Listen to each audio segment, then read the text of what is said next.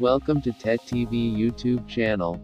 Tech trick number 2. How to speed up an Android mobile using developer settings. This trick is only for the people who know how to use developer settings, or who knows to change the settings to previous default state, if any battery drain issue happens in mobile phone.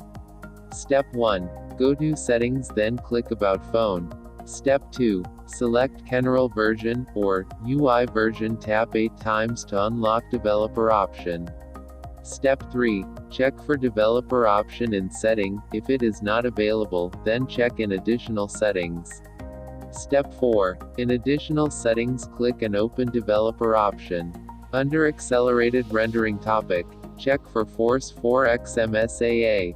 Enable that to boost up your processor's speed. You will feel the speed difference after enabling this option.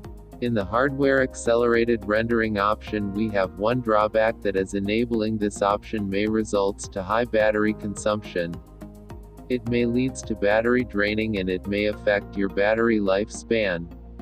If you experience battery issue or heating issue, kindly disable the option. Detailed description about this developer settings was given on the blog. Check the blog link below the video.